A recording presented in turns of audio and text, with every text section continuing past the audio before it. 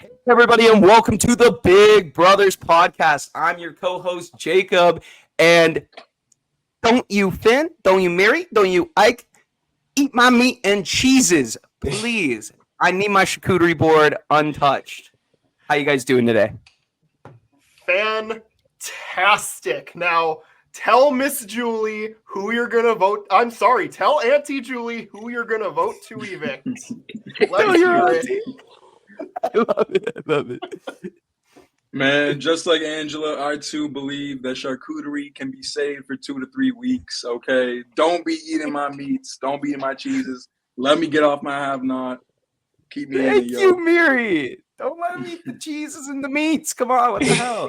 And we got a special guest here. Ike, introduce yourself, buddy. What's up, guys? I'm Ike. I'm Isaac, depending on how I feel that day. I'm happy to be here with the boys discussing this week's episode of Big Brother. Well, welcome to the Big Brothers Podcast. All right, so last week we ended with some crazy shit happening. Cedric getting blindsided, and it seems like Mary last minute blindsiding.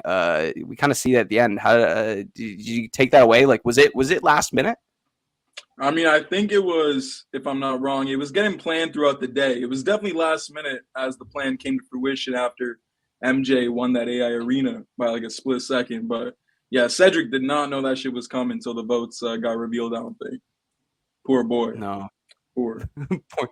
Poor Cedric. Yeah, no. But in this episode, what's really cool was they actually like go back in time a little bit to the pre like Cedric getting voted out, and they kind of go through a little bit about like what was said. Finn, did you like how they kind of showed a little bit more in depth about what people were saying for Cedric's blindside? Yeah, I think that was just such a spur of the moment kind of thing. I don't think anyone was really anticipating that they were going to have to vote out Cedric that night. I know people were definitely talking about it, and I think it was really cool that we got to see some of that context get added to what was overall happening. Because those of us who are just watching the show might not realize some of the more subtle conversations that happened on the feeds. But it's really interesting with this twist because, like, they're always going to be talking about, there's 3 possible scenarios that could happen each week. And for a while, I think they were talking about the Cedric versus Rubina situation. And some people thought it was going to be Rubina, and others were saying, hey, let's flip it on to Cedric. I don't think anyone actually thought it was going to happen. I don't think anyone expected MJ to pull herself off the block. And it blew open the game. And now the dominant alliance is down 2 members after this week. Absolute chaos. Not so dominant no more. Right. No. I just want to say, I do think like my favorite part of the episode was them going back and showing Brooklyn talking to Rubina and saying, the house is not keeping you. What we had was real. Like, I literally cracked up lying. Like the start of Brooklyn's like villain era was just so amazing to me. Flash forward 3 episodes. Oh God. Yeah, no, that was tough, but we see poor young Cedric going out, and it was chaotic. But we then go to one of the most, I guess, iconic competitions. And Finn, you watched this competition live, correct? It was the wall competition. How do you feel about it? Yes, shortly after we were done podcasting, I waited like another 45 minutes for them to hurry up and start this damn thing. And what we got was a very fast sequence of events. People were falling left and right. Feeds were cutting in and out. And then all of a sudden it's down to Tucker and Quinn, and feeds cut the rest of the night. And I'm just like, really? We don't get to see this? But what? They come back. We didn't get to see the last 2 on the wall. They cut to after the competition was over and everyone was down and cleaning themselves off, and we find out that Tucker won the wall comp. Wow. Yeah. Well, yeah. So Tucker wins the wall comp, but in that episode, in the file too, Isaac, we see that Quinn and Tucker are kind of having a conversation, or I guess a deal or no deal. What was going on there? I see that Tucker is trying to cut a deal with Quinn Tucker is a player that to me just doesn't hold on to a lot of anger and resentment. Like he can blow up with you and then be cool with you, 5 minutes later. And so I think a lot of the players don't comprehend his ability to do that. And so it blinds them in terms of making their certain decisions. I think Quinn harbored a lot of animosity toward Tucker that he didn't kind of recognize that there might be an opportunity for them to work together. And so he declines to take the offer, when I do think that if or when we saw Tucker win, I think he would have honored his deal and put up Chelsea as the initial nom and not Quinn. Yeah, Miri, would you take that deal? I mean, hindsight's 2020, but I mean, listen, it's a tempting offer, right? It's a tough scenario. You're in this standoff, mano y mano, the two rivals. I mean, you couldn't have asked for better TV, right? When it comes to who were the final two of the wall comp. Such good TV. Let me just say, Finn, I was right there with you, fam. I was watching those live feeds off my bootleg, Canadian live stream website. Shout it out if you know, you know. And I was just pissed, bro. I'm here. I'm ready to see who's gonna pull it out. Rooting on my boy Tucker. They cut away to the damn pets. I was pissed, but whatever. We got the outcome we wanted in the end. And, I felt for Quinn here. If I was in his shoes, I think I would have held on there too.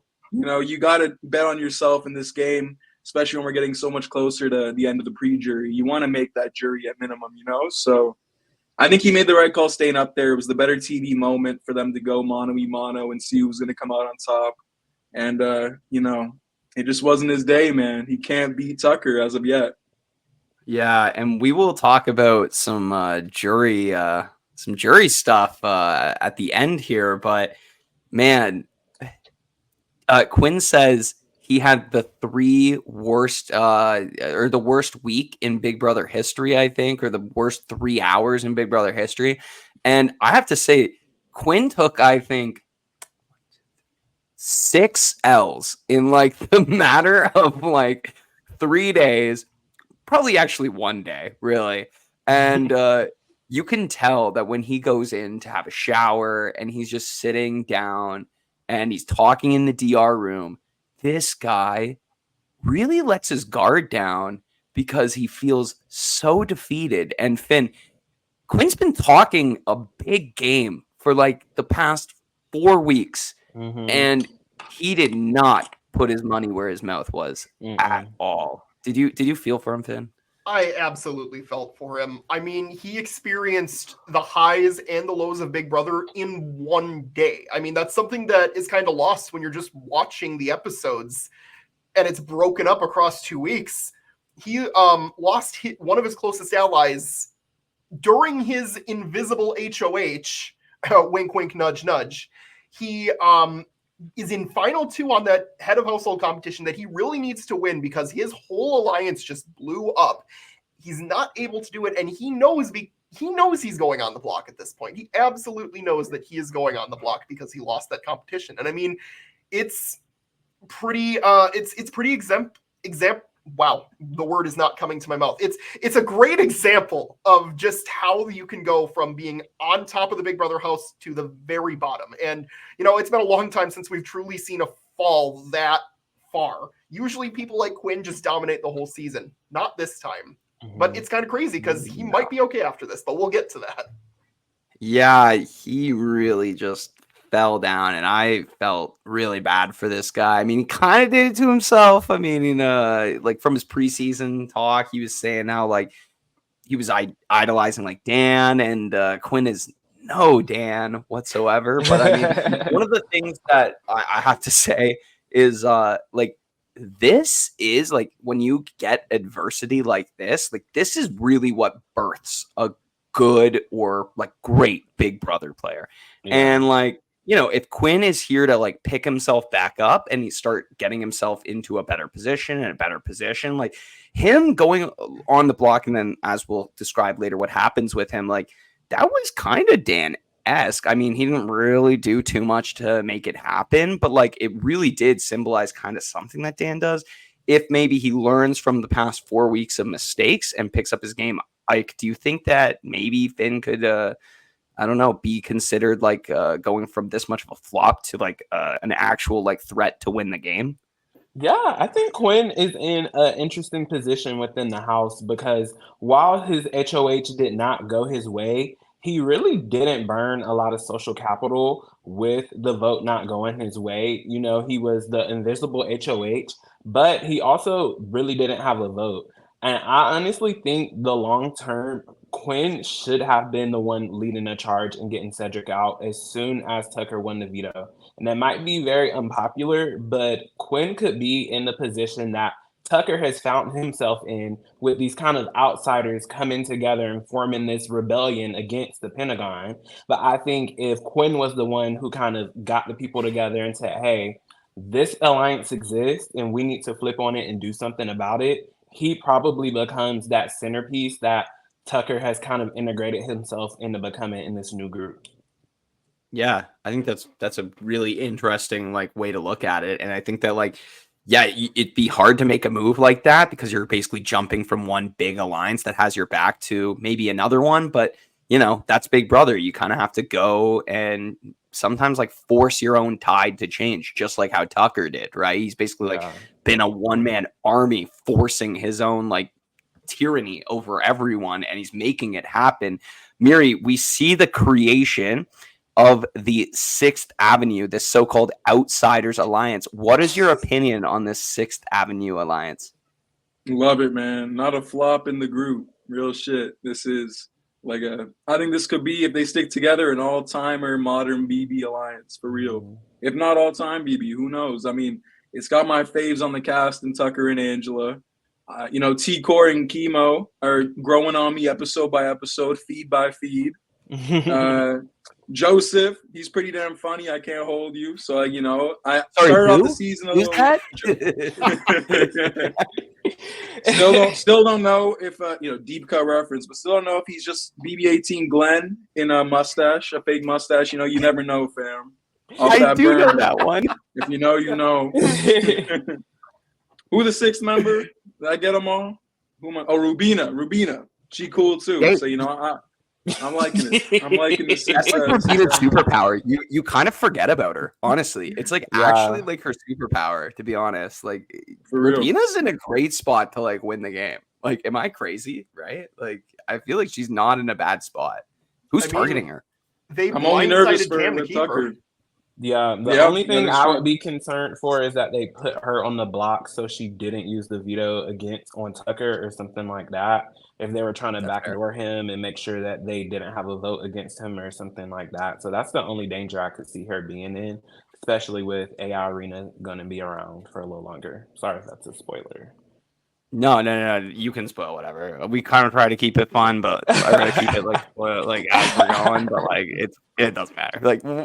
Yeah. Long story short, quick thing. 7-person jury. How are we feeling about 7-person jury? Was that did they announce that? I mean, they didn't announce that it's 9-person jury. That's true. Because it would have started. It would have started because there's 11. Yeah. Mm-hmm. If they're smart, they just start it now. Do the first 2 rounds of jury with AI Arena, or maybe do one more AI Arena to usher in the jury. They do not risk Tucker or Angela missing out on jury. If they fumble this, fam, like, it's gonna be can you imagine really Angela and Tucker back-to-back eliminations?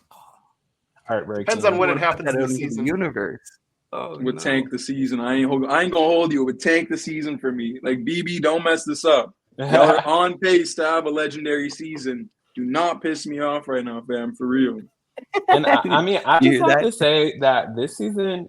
And we're probably getting off topic a little bit, but this probably is the first season where there's nobody that I overly dislike on the cast.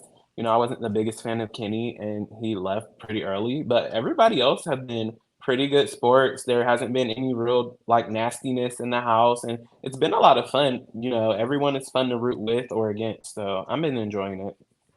You're fitting in really well with this group because I think we all feel the exact same way, to be honest. Or honestly, I feel like also like there's no one I really like am like really love. So I'm like also cool with like anyone winning. Like I'm like, yeah, like any of them can win, like whatever. And any of them could get blindsided, whatever, you know? Like, the funniest outcome would be MJ winning for sure. Oh, that would be We'll talk Or about Angela, Logan Paul let's- too, because I am curious about that. But to get back on topic, Tucker then nominates Cam, Brooklyn, Quinn. He says that Quinn obviously makes sense, and then he puts up Brooklyn and Cam. Now, everyone thinks at this time Quinn's the target, except for Tucker, who says Brooklyn is the target. Now, this is interesting because I think that Tucker's game is, like we've explained on previous episodes, really about causing like chaos and making people like think one way and then he does something completely different. Finn, do you think that Quinn should have been the target for Tucker, or do you think he made the right choice in targeting Brooklyn? I keep going back and forth on that because on one hand, Quinn is someone who is very vocally after Tucker in this game. He very openly admits to everyone in the house, I want Tucker out of this game. You would think you'd want to take someone out who is actively targeting you. But the other side of that coin is that having that person can almost be like a shield where you can kind of almost say, hey, listen, this is the person I'm targeting if I win HOH again. So you should keep me in the house this week. And to be honest, I was talking about this with some of my friends when we were watching yesterday. I think there is like a significant possibility that Quinn and Tucker could realize, hey, why don't we just pretend like we want to get each other out, but secretly work together, because no one would see that coming. So to kind of answer your question, I'm like, yeah, it's not really great to keep someone you're targeting, but at the same time, like, who's not going to target Tucker at this point? Let's be real. The guy has won how many competitions now? 6, 7? I've lost count. So Yeah. honestly, I think Tucker's just kind of in a tricky position no matter who he chooses to save or go. So if he wants Brooklyn out, then more power to him, I guess. Yeah, no, absolutely. Well, we get into, I guess, the end of episode 1. Brooklyn, very mad. Quinn says, I'm coming for Tucker. Cam doesn't really say anything. Like, says he's going to come off block. Someone said this on like Reddit or whatever. They're like, Cam is like the house pet rock. And I honestly can't get that out of my head now. All I think of is like when I was like 4 and I had like a little stone with a face on it. Like that's actually how I feel about Cam. That's so true. But anyway, like he's nominated so we get to and he still has barely gotten content. Like he asked people to vote him out, bro. Like, he's like, vote me out, and then didn't even know from the game. He's like, no, wait, I meant vote me in. Like, man, Loki, you know that he's boring. You know that he's boring when they're not even showing like any sort of showman's content with Leah. Like they're not even like trying to push like any angle, even though he's flopping that too. They're just giving that boy nothing, man, nothing. Bro. Although it's weird, like I'm kind of like have this sick want to like have Cam win HOH and like just see what the fuck he does, like low-key. Like, but anyway, so we get to episode 2, and I guess like right off the bat, Tucker actually lets Quinn know that he's not the target and to keep it completely under wraps. Isaac, do you think that Quinn can keep this completely under wraps? I mean, we know Quinn. We know that the entire house knew he was the invisible HOH. So I don't know why we expected him to keep this secret. Truth. No, absolutely not. He cannot say. He immediately, after this conversation, goes to Brooklyn, and Mary, he tells Brooklyn all about how he is the pawn. Now, do you think that it's fair that Quinn talks to Brooklyn about this? Or do you think like, Quinn, you idiot, keep your freaking mouth shut. You're terrible at this game. Kind of like what Tucker says. I mean, it's a tough call, but I'd say Quinn played it the worst way he could have, and I'll explain why. I think that when you got a rival in Tucker who's telling you, listen, you know you're going up 100%, but if I win the veto, which let's be real, we all knew that was like 9 out of 10 chance happening, I'll pull you off as long as you keep your mouth shut. This is a test, fam. It's a clear test. And the first thing he does is run his mouth. And yeah, he trusts Brooklyn. They were on the bottom together. But when you're on the bottom together, you're giving someone else ammo to throw you under the bus even more. And that's exactly what happened. He's lucky that Tucker was so locked in on getting a more strategic and more insulated player out this week because he doesn't fear Quinn at all for being That's no fear of Quinn blabbermouth at that he all. is. Man, like if anyone else was HOH, Quinn's gone 100%, pre-jury dreams crushed. But he's lucky that he's got an enigma of a player like Tucker who's going to give him another chance. And it might bite Tucker in the ass, or it might be a game-winning move. We'll see. Yeah, I don't think Tucker cares that much. Amen.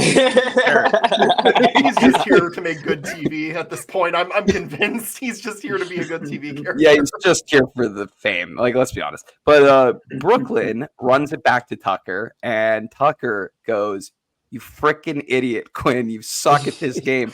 And Finn, I feel like it almost actually helps that he does this in some weird way because it shows just how bad of a player Quinn is. And so Tucker is just even more dead set on getting Brooklyn out of the house, the snake, because she's willing to like throw people under the bus like there's no tomorrow. What are your opinions on Brooklyn at this point, Finn? Yeah, I mean, at this point, like I kind of know, but well, all right. So Brooklyn, I don't think she played this week particularly well. I think if you're in what's remaining of the Pentagon, you do what Cam does and just lie low. You just kind of exist in the house. You just kind of put on the, hey, I'm not here for the bad moments. I'm here for the good moments. You know, I really appreciate that mindset. That's kind of how I am too. So Brooklyn, like throwing Quinn under the bus like that, I think kind of self-destructed more on her than it did on Quinn. Because Quinn was able to like almost turn this around and say, hey, yeah, I told this to Brooklyn and Brooklyn told me what you said. So Cam kind of ratted her out right back, which, I mean, he had every right to do. So I would agree with you. I think it kind of helped and hurt Quinn. But, I mean, at the end of the day, it definitely helped Quinn because he got off the block. Yeah, no, I think that was really wild how that ended up kind of helping him. I guess it didn't even really help. I think Tucker's just like Miri said, just such an enigma. But we get to another chapter of Miss Angela and her antics. The Angelantics. Can we call it that? It's a little weird of a name, but Isaac, buddy, how did you feel about the charcuterie catastrophe? I feel like if you know me in real life, you know that I am a man who enjoys some meats and some cheeses with a glass of wine. So if I'm a have-not and I see you eating my HOH food, like, and you haven't won a single comp all season, like I too would have been fuming. Like, if you want a charcuterie board, then you can win HOH and request it in your basket. But for me and mine, am I crazy? Like, meat and cheese does not go bad in 1 week. Like, no, charcuterie too. It's like dried meats, bro. It like literally is made to like fucking last a while, you know. Like, and did y'all see how much she made? She made the whole spread. It was the rose. She had the jelly in there too. What the fuck? That lasts for years. That stuff lasts years. And she literally was like, "No, like we'll use it." Like, fuck? In the worst way, she left no crumbs. None. She must have really hated Angela, because like, why else would you do that? Dude, the sound design. This might have been, I will say, like, some of the best that production has like maybe ever done in Big Brother. Angela crying, lying on the floor, sitting down, looking off into the distance. And in the background, all you hear is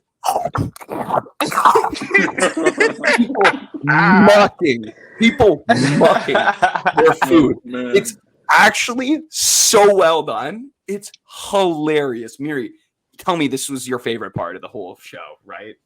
Of this week, 100%. That was maybe the entire season. Truly, that segment was 11 out of 10. It was everything that I love about Big Brother. It was drama. It was fucking camp. It was fucking like everything, man. That was just when she's in the DR on her knees, wide angle out, praying. Oh, It is She's the best mother. sequence since Jasmine hopping up the stairs with the muffin. yeah. Yeah.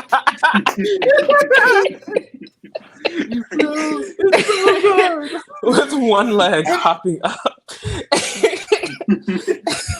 Hey, What's one crazy? thing that's universal in Big Brother is that food and drama mix together so well, fam. Yeah. They mix together so well. It's the perfect recipe, right? Like, Mhm. no pun totally intended, but no, I think what's really crazy about this whole scene is it actually shows up in the episode, like the final like messages at the end. Like she's still pissed about the cheese, and like Cherry on top.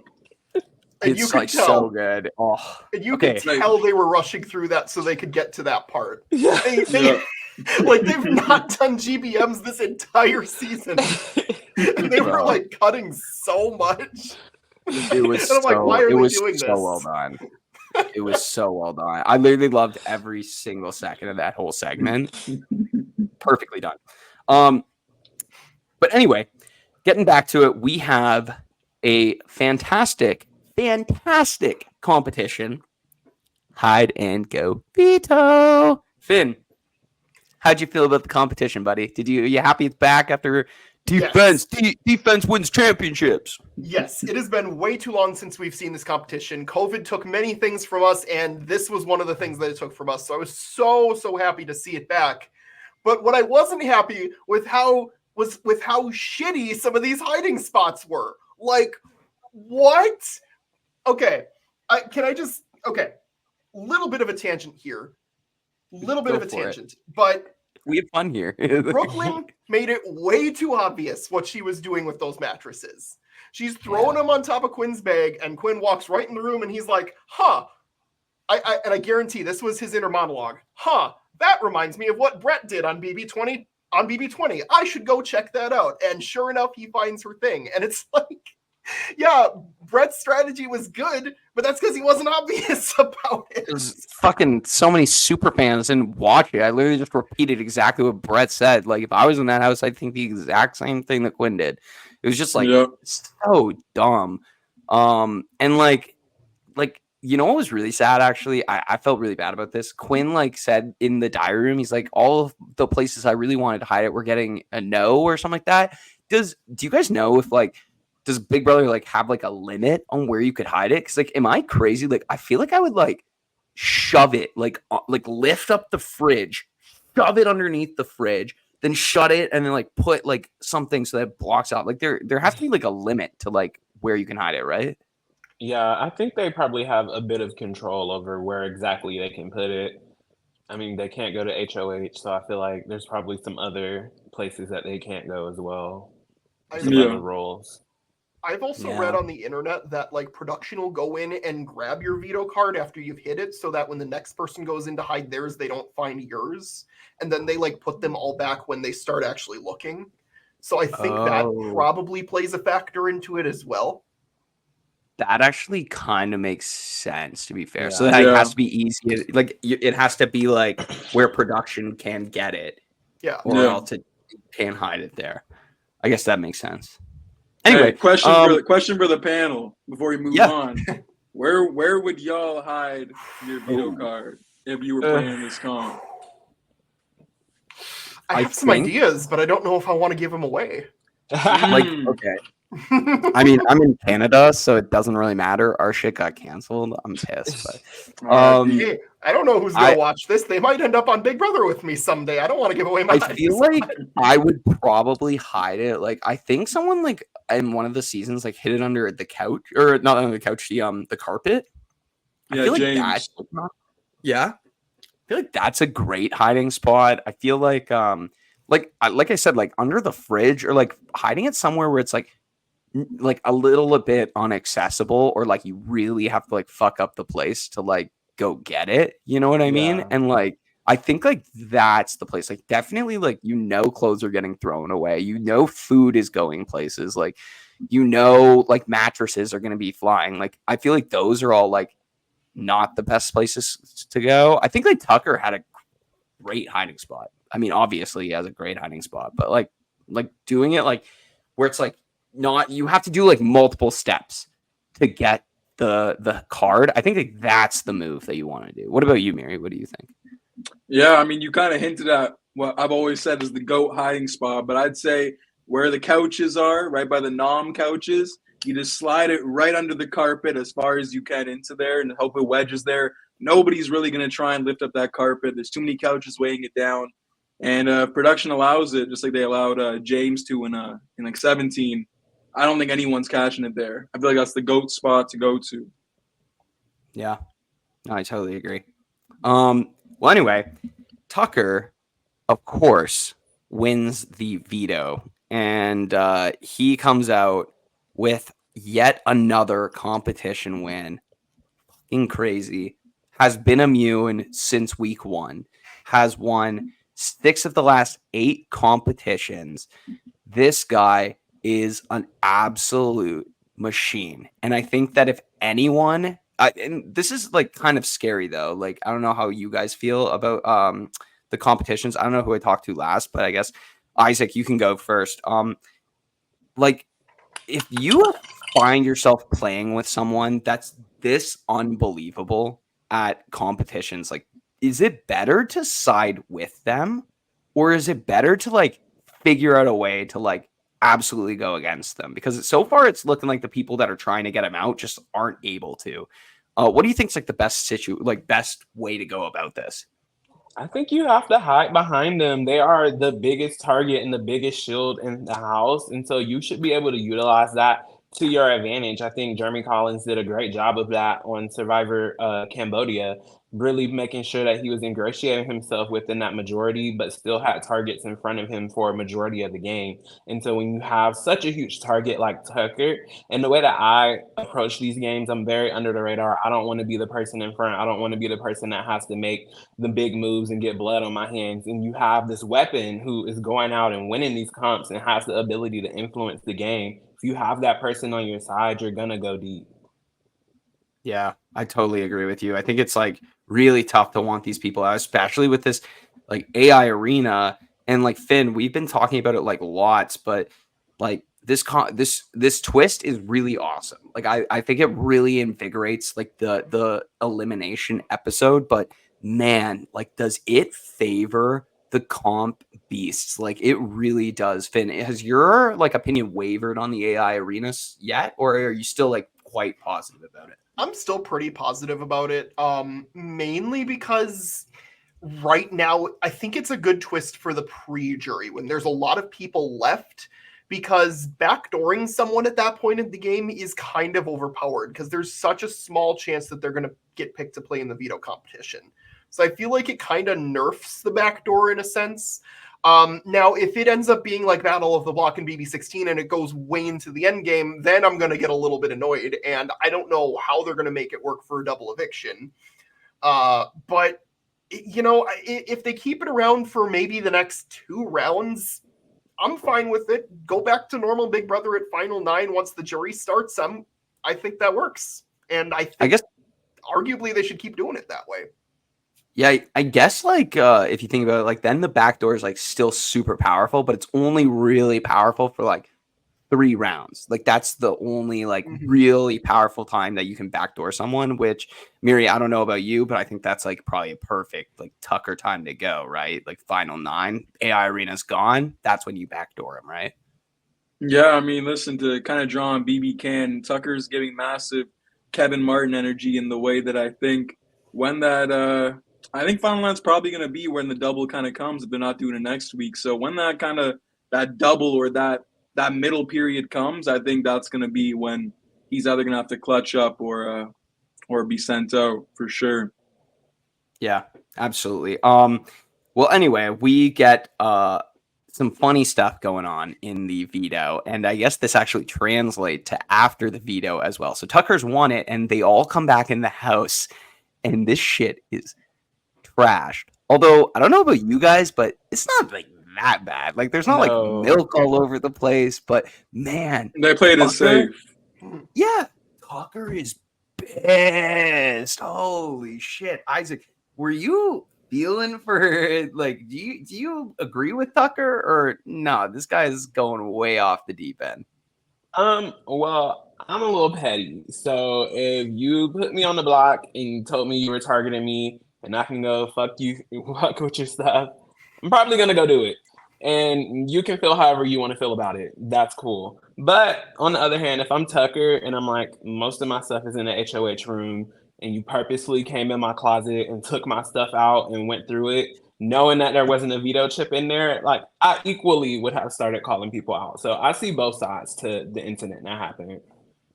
Yeah, I was kind of into it. I was like, "Yo, Brooklyn, honestly, get your bread, man. Like, you're on the block. Like, whatever. Like, why not have a little bit of fun? You know, get some screen time on the TV, right? I don't know. It was fine, but man, Quinn took a bunch of the heat. Tucker's calling him a bitch because fucking rats. Like, oh my god, man. Tucker is the main character, but damn, this guy can be mean sometimes. I will say, holy shit. But with Tucker and his veto, Miri, he's got some plans that he wants to go with. How do you feel about Tucker's plan? Hey, I told y'all last week or 2 weeks ago, the fact that Tucker keeps being so eclectic, so bipolar with his choices when it comes to this veto and what he's going to do with it might be the saving grace in his game, because you can never expect what he's going to do. He'll literally use it on his top up and take him off the block just to advance like some other plan that he's got going on. It's pretty insane, man. He is one of the craziest comp beasts we've seen in this game, and probably my favorite iteration of a comp beast we've seen in this game. Yeah, absolutely. The fact that he's just like so chaotic, it's just like it makes it so much more interesting. Like, can you imagine if it was like Jag instead of him, and like Jag's just like, no, I'm not going to use the veto, and I'm going to go after Quinn like a normal person. Not that Jag's a good player, but you know, like he's definitely less chaotic than him. But yeah, so he decides to use the veto on Quinn. Finn, buddy, your draft is saved. Are you not stoked about this? I gotta say, I'm pretty stoked. What was the alliance name that he had with Chemo and T-Core? Because I just looked over and I realized that's my entire The draft. Visionaries. The Visionaries. The Visionaries is my You entire draft. I didn't even realize that. I just realized it. I looked at the names on my notebook and I'm like, oh, they have an alliance, huh? Like that. But yes, I'm very happy that one of my draft picks stayed in, even though he's kind of fallen from grace. I think he's definitely a player who's capable of pulling himself back out of it. And I think getting off the block was an absolute godsend this week. I mean, Chelsea ended up winning that AI arena, so who knows what would have happened if it was Quinn in there. It might have been Cam. It might have been Brooklyn, and Quinn might have been going home this week. So, you know, that potentially saved his life. Yeah, definitely. So Chelsea's up on the block, but Tucker's not done yet. Buddy decides to blow up the entire game. You guys might need to sit down because some of you guys are gonna be, what does he say? Are gonna fall over or something from shock. I don't know exactly what he says, but Buddy says that there is the collective. But not only that, there is also the Pentagon. And not only that, but Chelsea and Brooklyn are the heads of the snake, and they have to go. Does this actually shock anyone except MJ? Or is it just MJ? Yo. She is in her own world in that it was house. hilarious. Kind But of amazing. am I wrong? Like, she's the only one who knows nothing about this. They cut to MJ's face. I shit you not, 4 times like this. And then it cuts to everyone else. Quinn, Chelsea. Everyone knows, but then they go back to Angela's like, Angela, you knew about it on day 3. You knew about it day 3.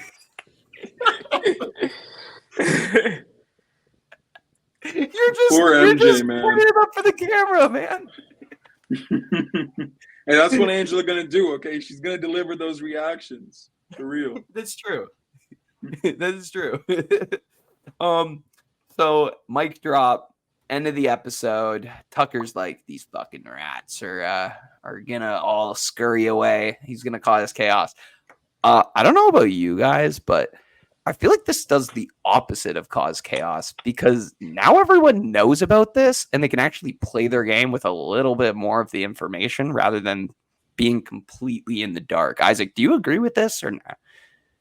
I can kind of see a little bit of him thinking that chaos would be caused, but I don't think that there were enough people out of the loop on the collective and the Pentagon for it to have made as big of a splash as it did. But what we're watching is Big Brother history, and I'm sad. I'm entertained. You know, last time the first 5 vetoes were used was Big Brother 17, so it's been a while since we've had this much fun. Wow. That's crazy. That was such a good season. I love Big Brother 17. That's such a good Goated. season. That was my Yeah. first season. Well, Whoa. the season that has the most consecutive veto uses is season 15 with 6. So we're almost Oh. there. Oh, Going for that shit. I'd record. be super down for the veto to get used next week. Now, is it kind of cheating because we have AI Arena? I guess 15 also had a three nominees, right? Yeah, it had MVP MVP. twist. And Interesting. BB17 had Battle of the Block. Fan favorite Yeah. twist. Yeah. Yeah, I think they cut it after like week 2 or something. They're like, oh, let's get rid of this. Anyway, Get ready for a takeover. oh no. I was so ready for the Jeff Probst takeover. We were robbed. For real. we get to episode 3 and it goes right into the veto meeting and Chelsea and Brooklyn are pissed. The truth will prevail. Yeah, they're not happy at all. Brooklyn says in the diary room, I'm coming after Tucker hard. Miri, this comes up later in the episode when Brooklyn does in fact come at Tucker very hard. I guess are you like feeling like I guess how are you feeling about the edit of this episode with the fact that they don't really know what the final 2 nominations are in the chair? Do you like how they edited this episode, or do you think that they could have made it a little bit different? I think they edited it pretty well. They kind of followed the same formula as last week with showing us the blindside plan in case that happens, and then also showing us what's probably going to happen if Brooklyn doesn't clutch the AI Arena, right? We kind of knew she was a marked woman if she was up on that block against either of the other 2, right? And I mean, they gave her honestly a pretty good like villainess edit over the last 2 weeks. Like we kind of really got to know who Brooklyn was as a player, you know, this week and a little bit last week. And so, I mean, I think they gave her good content, fam. Like, I mean, what else could we ask for? She was eating up meats and cheese that belonged to Angela last episode. Now she's calling out Tucker. And you know what? I think the most impactful thing Brooklyn's edit from this episode could bring to the season is that she was kind of the first person outside of Quinn to really clock that Tucker's running away with this. You know, she said, I love you, Tucker, but I can't wait to see if someone take you down, right? And if that comes to fruition, that could be a quote we look back on. It's pretty iconic. Yeah, I think like definitely her calling that out. Obviously we don't have the feeds yet. Like we haven't really looked in at what's been going on with the feeds, but like I would be shocked if people weren't talking this week about how dangerous Tucker is. I think like obviously everyone was talking about how dangerous Tucker was, but I think now is like, all right, like how much credit do I get on my resume if I'm the one that takes out Tucker? And we know from like watching feeds and stuff that like players such as like Joseph or players like, I don't know, like Rabina, right? Who are really in Tucker's pocket. Like, I don't know if they're going to be as in his pocket anymore, or maybe they're going to be really in his pocket. We'll just have to wait to find out. But throughout the episode now, we get T-Core and maybe Chemo and Rabina and a few other players talking about what if Chelsea is on the block. Finn, they are pretty much certain that they're keeping Chelsea. But Tucker's not happy about this. What do you think would have happened if Brooklyn did win that AI arena and Chelsea and Cam were on the block? I'm really not sure because when I was seeing them setting up this Cam blind side, I was like, that's the first I'm hearing about this. Granted, I didn't pay super close attention to feeds updates this week, so maybe I just missed the memo on that. But I think there is something to that. I think Chelsea did miss the memo. You did miss the memo. I did. Thank you. Thanks for catching me up on that. Yeah, I was not paying very good attention this week. Anyways. Okay. This is not a feed podcast. This is an episode podcast. Okay, people. Hey, I was just seeing the Terran thumbnails. All I saw today was the vote is still undecided. Oh. I was like, okay. It was like, I feel like it was around yesterday when they started thinking about blindsiding Cam and keeping Chelsea. I think Chelsea is a really good player on a cast of very interesting players. In a sense that you can say bad players, Isaac. It's okay. you can say it. It's fine. I think of all the remaining players, Chelsea has probably the best head on her shoulders in the house. And the way she was able to really recover her position this week and kind of rope in the girls is a testament to her social game. And so I'm interested to see if she can win another HOH and re-solidify power structure. Yeah, I actually totally agree with you. I think that, like I was saying earlier, this is where players are born. We were talking about Quinn, but I think like Chelsea's in a pretty similar spot. And I think that like if she's able to like reconnect with T-Core, she's able to get Chemo on board. Oh, like MJ, we had a good thing going on. I kind of didn't care about you, but guess what? Brooklyn's gone now. I have an empty spot here. Right? Like, MJ doesn't know what the fuck she's doing. She probably says yes to it, right? Like, it's sorry, MJ. But yeah, no, it looks like, Chelsea. I mean, Tucker was saying like Chelsea's the one that needs to go if Brooklyn doesn't go. And like, I don't know. Like, I feel like Chelsea needed to go over Brooklyn, really, but there ain't no way that was happening with her social cred. Anyway. We get a little bit of some nighttime loving. And Miri, Rabina is not just feeling like she's in the mood. She wants to see if Tucker's in the mood to keep Brooklyn or Chelsea. Yeah, and it was she was not met with the reaction that maybe would have made them get a little more romantic that night. It was a lot of pushback from Tucker.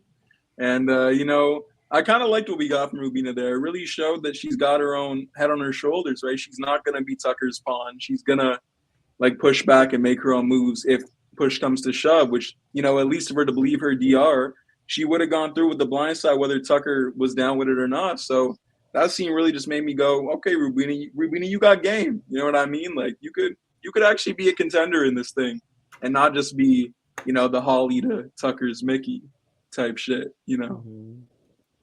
Yeah, no, absolutely. I mean, we lost young Cedric for her. Rabina, step up your game, okay? And she did. For real. So I'm pretty happy about it,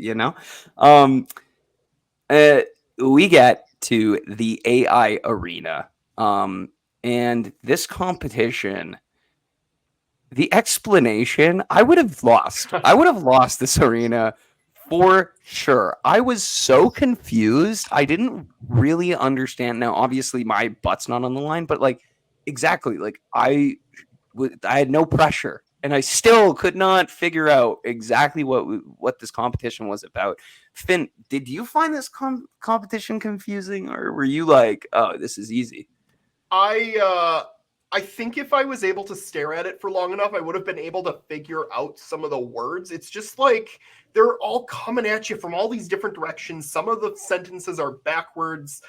Some of them are giant text that's like floating diagonally in a circular pattern. Yes, It's some like, of them are it's a moving in mess. like an interdimensional, like warped way. I'm like, what the fuck? I picked up the burger bouquet right away. And then I don't know. I think I Wow. picked up the super elephant one because, well, I figured out it was backwards. I'm like, oh, okay, it's backwards. So you just kind of have to like look at one letter at a time and like spell it out in your brain. Well, Finn, if you were on the block with me, you'd be taking me out. Let me tell you. I didn't even know they were in I would be reverse, out. bro.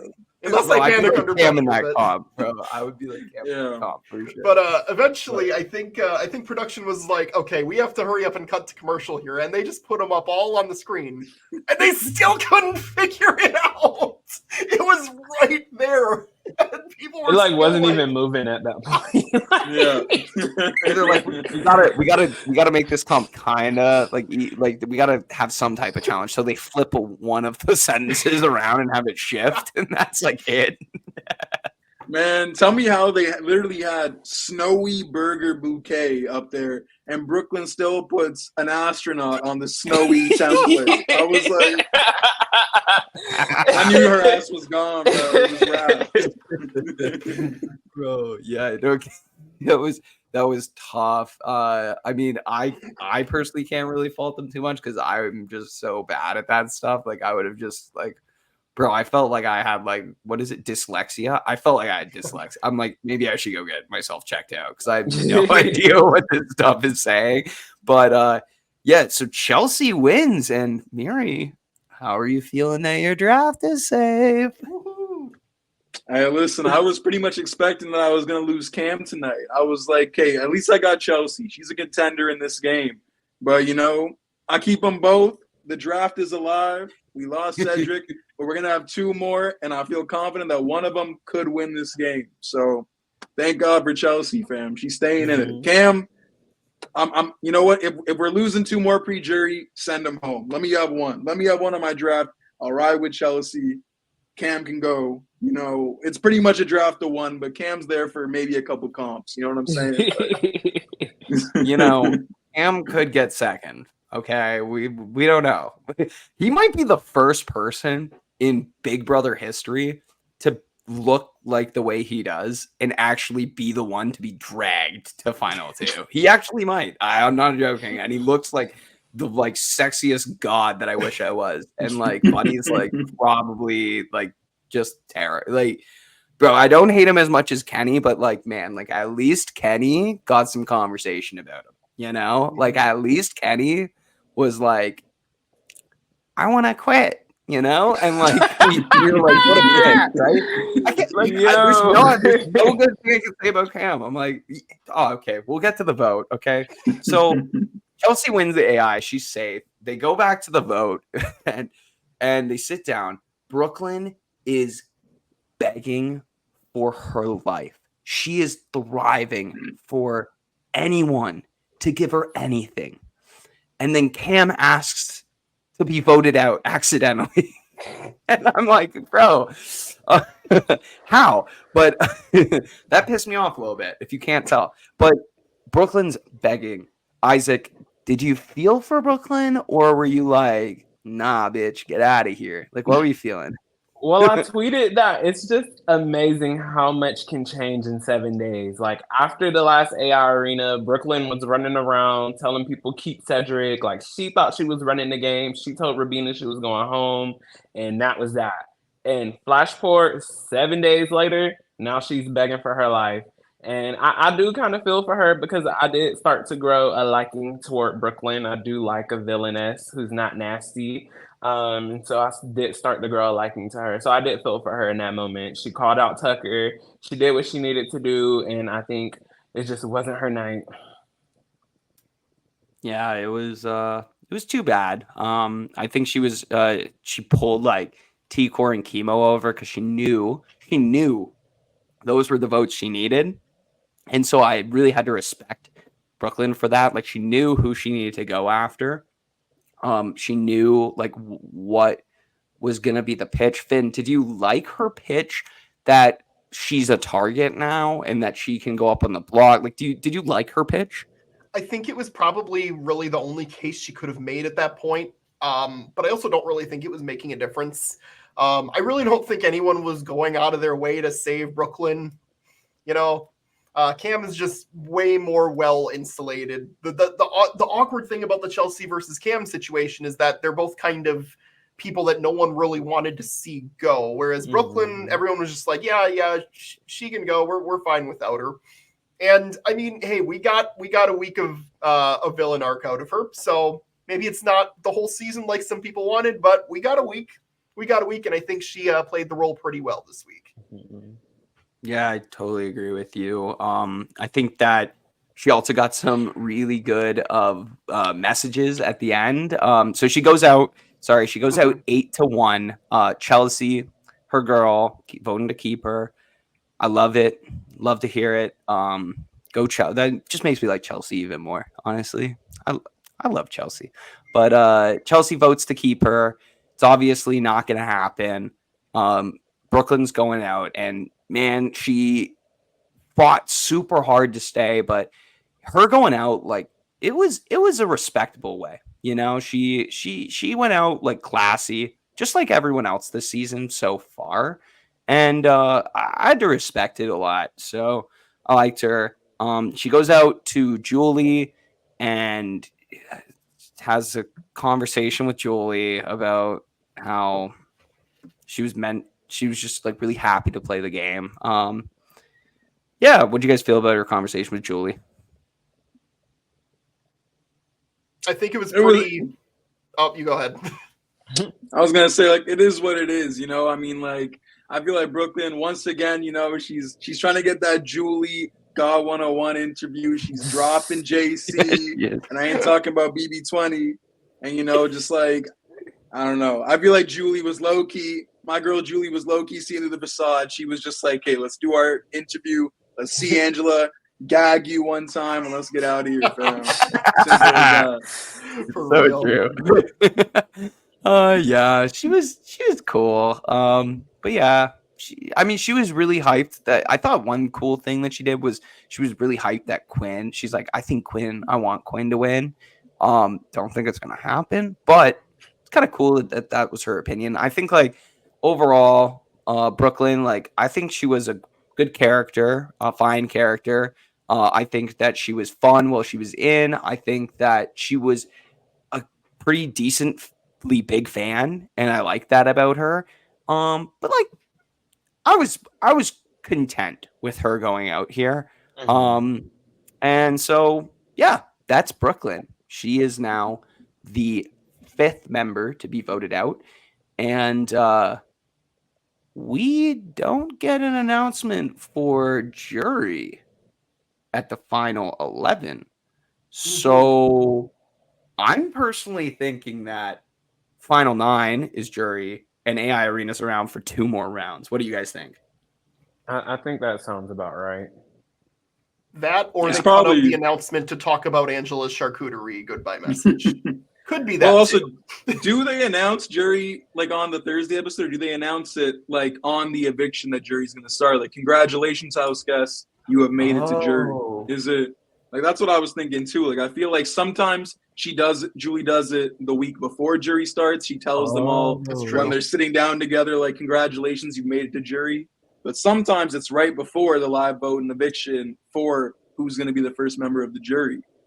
But That's a normally when she True. teases the next live eviction, she normally will say who will be the first member to join the jury. And she said, who's next to go home.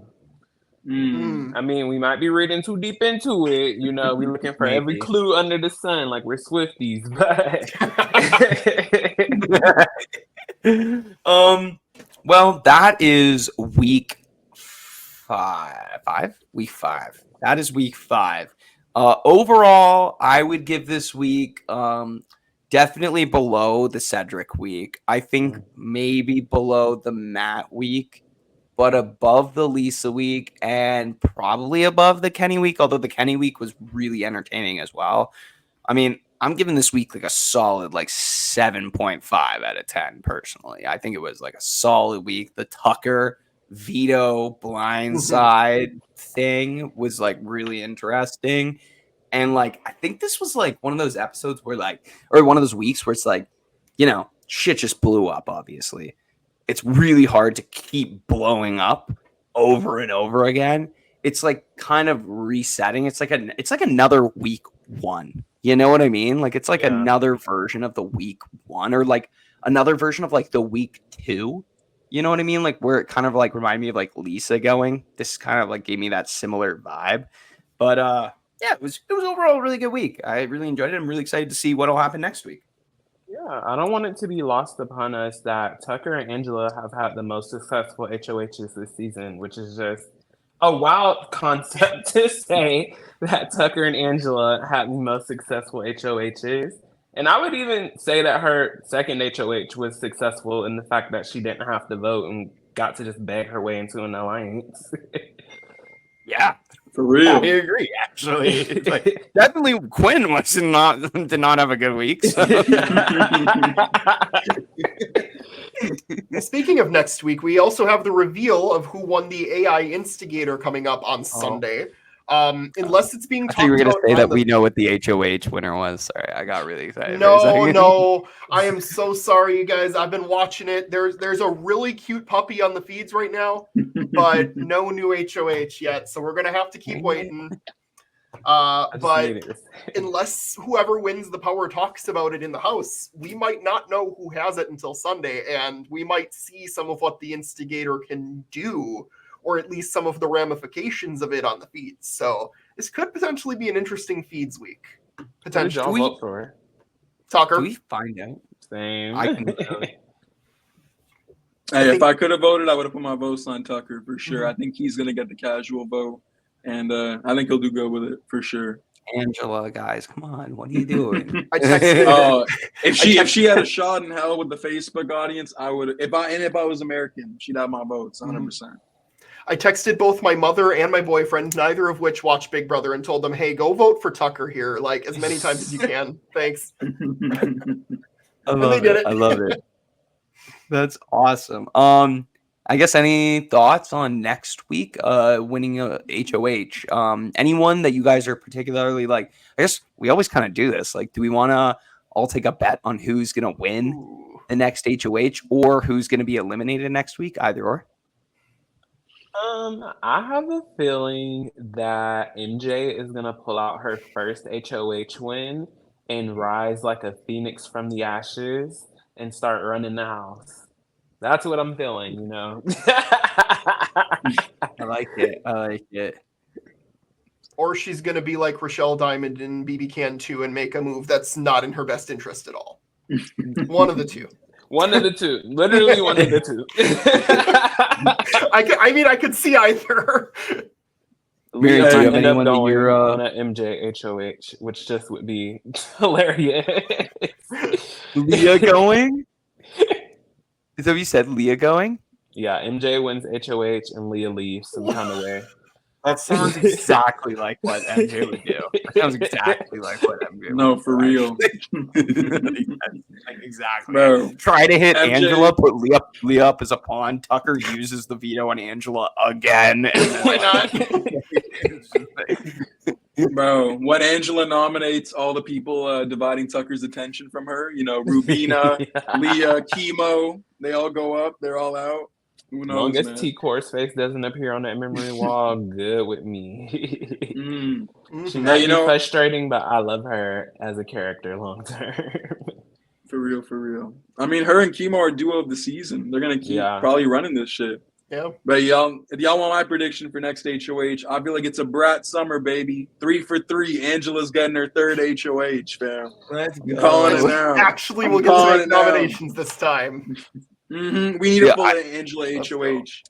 Post have not, fam. She better go off when she gets that alcohol. She would never beat the CBS plant allegation.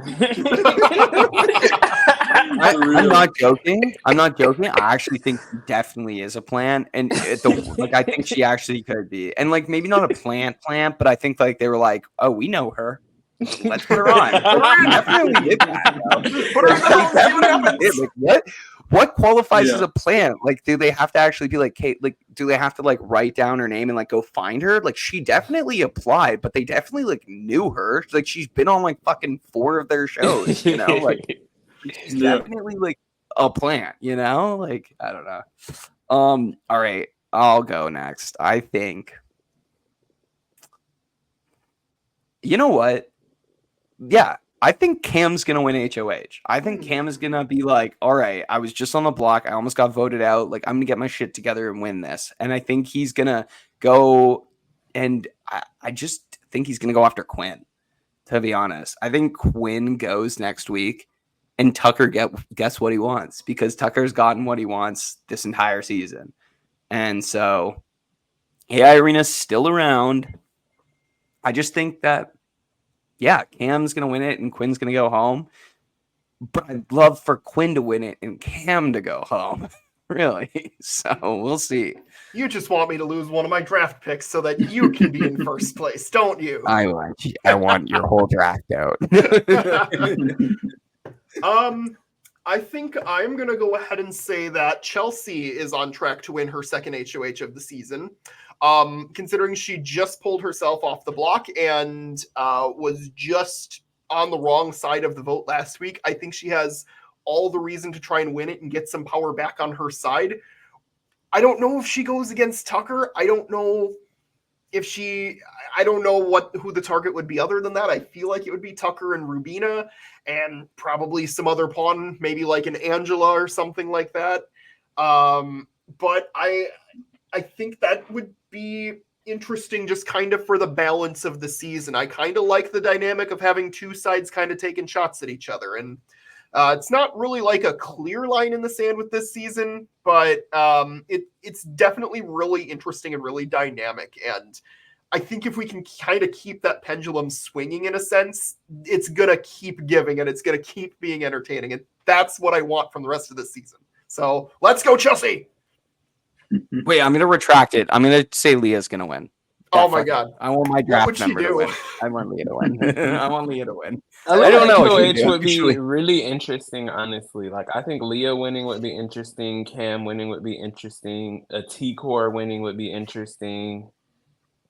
There's a lot of people, actually. Yeah, T-Core would be really fun to watch. Like, what does she even do? Like, Angela? Maybe. Actually, I don't want to see T-Core. She probably goes after Angela. Right. No, I think T-Core probably throws it because she is in a really good position in the house right now where if she wins, she has to show her cards and either go after Tucker or go after Chelsea. I don't think there's any other option in between that. MJ? Like, do you take MJ out at that point? And Leah? Maybe. And it's like a waste.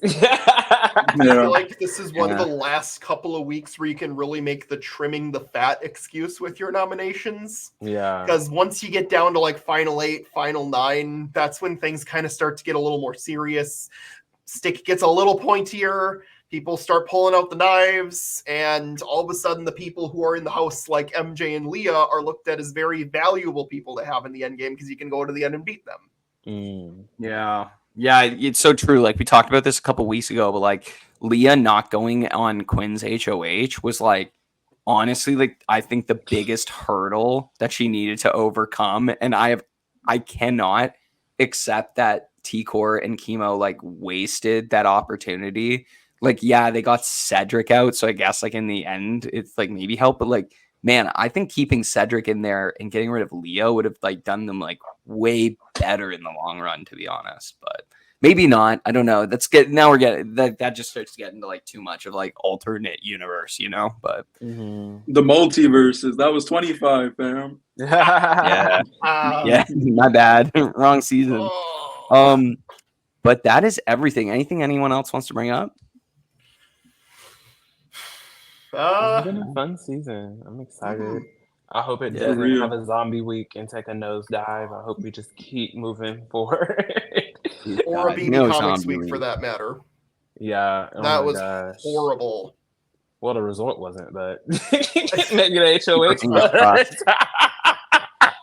didn't like that he won 2 HOHs in a row. That was kind of BS. That veto meeting. Well, best return to the feed since Amira's blind. For real.